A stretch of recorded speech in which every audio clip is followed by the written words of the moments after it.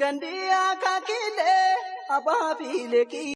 Ashamaa akkam jirtu nageenya fayyate isiniif isaa baay'atu lafa jirtaniif iddoo jirtanitti harmaan nuuf iddee dhufte yoo jettan immoo viidiyoo adda isiniif iddee dhufe akkasumas obboleettiin keenya yoo galuuf deemaartenne amma immoo galtee yaada bareedaa nuuf qabatanii dhufanii jiran eenyu waliin abbaa manaa ishee waliin jechuudha. Abbaa manaa ishee waliin qabatanii dhufanii jiru. Baay'ee tokko gammachuun natti dhagahame narri fadhes kanatu natti dhagahame yeroo saniif. Rifaatuun sababa maalitiif barbaachise? Rifaatuun immoo sababa inni barbaachisee fi yeroo gabaabduu keessatti natti dawwaltee waan qophaa'uu qabu hin qopheessine odoo fageenya irratti natti hin teessisan qopheesse si eega waan ta'eef sababa kana. Garuu yeroo gabaabaa keessatti dhufuun kiyya kun gaariidha moo badaadha? Baay'ee tokko namatti tola garuu baay'ee wanni tasaa kun wanta tokko wanta adda addaatu baay'ee taabette wanni tasaa namatti dhufan kun baay'ee tokko shaggaadha. Yeroon dhufu maal jedhanii yaada abbaa manaa ishii kenneef yaada ishiin kennite illee jechuudha. Akkaataa biyya ormaa kanaa akkasumas immoo gaaf nu biraa deemtuu fi gaaf deebitee dhuftu rifaatu akkamtu nutti dhagahame kan jedhu yaada isaan kennan dhageeffadhee dhugaa dubbachuuf viidiyoo jecha abbaa manaa walii dubbate irratti dhageeffadhee dhugaa dubbachuu fi nuti akka itti bayan malee akka itti galan san hin beekanii san jechuudha.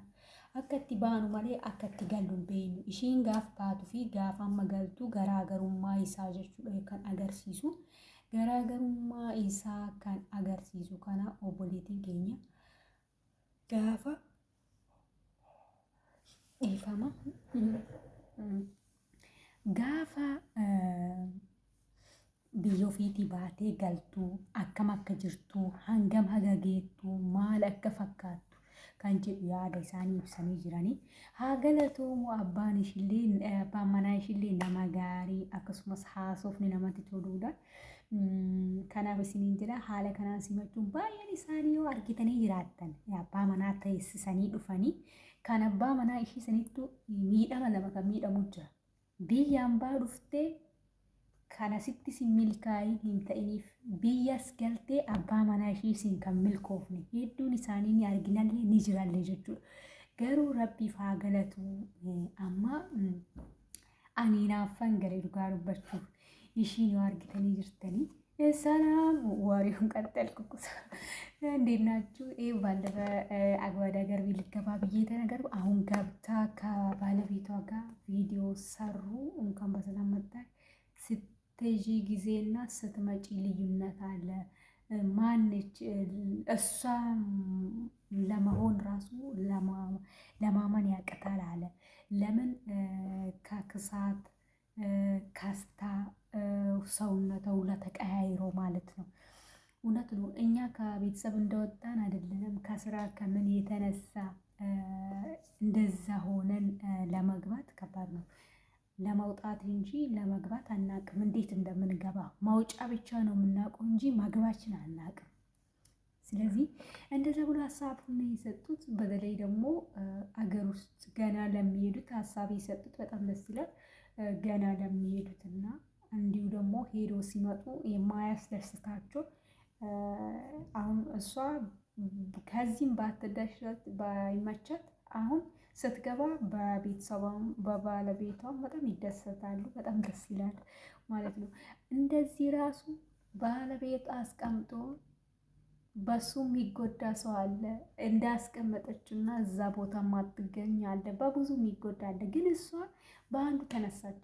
በዚህ በባለቤቷ ስለተደሰተች ምን በጣም ደስ ብሎኛል። የእሷ ቦታ ሆኜ ማለት እሱ የሰጠው ሀሳብ ለገና ለምትሄዱት ደግሞ ሄዳችሁ የሰው ሀገር ያላችሁት ከዛ ብር ምናምን ለሚሉት የሚባልም ጠቅሷል። ይሄን ጠንቀቅ ብታረጉ ይሻላል። ብዙዎቹን ያያሉ።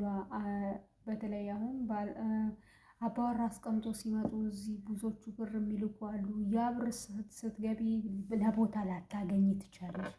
አንዳንድ ደግሞ እንደዚሁ አስተካክሎ አሳምሮ ምን ብሎ ተቀብለው ሰርቶ ይጠብቃል። ግን አንዳንዱስ ውይ አታምጣ ነው እንደ ወዲህ ለስ ተደሰትኳት እዚህ ባይመቻትና እንደዛ ካስታን ብትገባ ከሳት እሱም ብሏል። ከሳት ምንም አይደለም ሰውነት ይመለሳል አለ። እውነት ነው፣ ባዳ ነው፣ ሰውነት ይመለሳል። ሰውነቷን ቢያልቅ በነፍሷ መግባት ራሱ አንድ ነገር ነው። እንኳን በሰላም ገባሽ ተገናኛችሁ፣ እንኳን ተቀበላችሁ፣ እናንተ እንኳን ደስ አላችሁ እንላለን ማልሳችሁ ማለት ነው። ይሄ ከነፈካታ ኦቡል የንግያ ዱጋዱባችሁ ፊ ያን ጀርኑ ፍላተኒ ያን ጀር ካና አኩማ ቪዲዮ ረት ደገፈተኒ ጉዱ ይሰን ለጠፍኒ ማንስ ይረጋልተኒ ደገፈችሁ እንዳንዴስኒ ሮ እንደገፈተኒ ነጭ ነምንሽ በይነጆ ከናፍ ሲን ጀዳ ኦቡሌን ኪያ ኤጋ ሐላ ከረራ ረቡፍ ነው አትሱ አኩማ ኢሳ ያደኑ ኤርገኒቲ ካን ቢዮ ማርተኒ ኦፊ ከኖ ጎዳ ማለቀ ባለቀን ታተኒ አቻችን ታተኒ ሁምናውም ነን ታተኒ ቃማ ቃማን ታተኒ ዋውራውን ታተን ጀቹ አከሰከታተኒ isintu of taasisuu qabaa kan jedhu yaada laatanii abbaa warraa walii yaada isaan lafa godhan keessatti hedduun kanatti tole kan biyya taatanii abbaa manaa yookaan maatii as keettanii maallaqa nyaachistan booddee ani maal irratti kufa akkam ta'a kan jedhu yaada xinnoo tuqanii ture. Achitti hedduun baay'ee natti tole. Akkasumas immoo qaamni homaa miti inni deebi'a. Qaama nagaan galuunuu waa tokko kan jedhu yaada bareedaa tuqanii turanii achittis hedduu namatti tola. Jabaadhaa baga wal agartanii baga gammaddanii anuu dhugaa hedduu isii bu'e akkaan ofii kiyyaa galee akkaan ofii kiyyaa biyya deemetti hedduun gammade isin jedha obboleeyyan kiyya. Kanaaf isin jedha waan na dhaggeeffattaniif galatoomaa hedduun isin jaaladha hundumti keessanuu.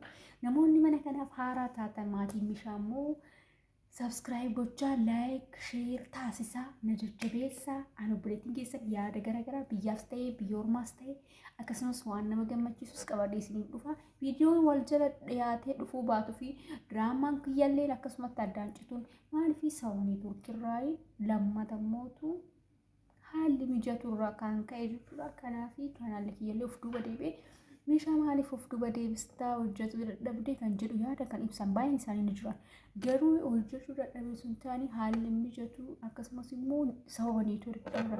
Neetwoorkii akkamitti dhabdee osoo biyya keessa jirtu kan jedhu jechuudha.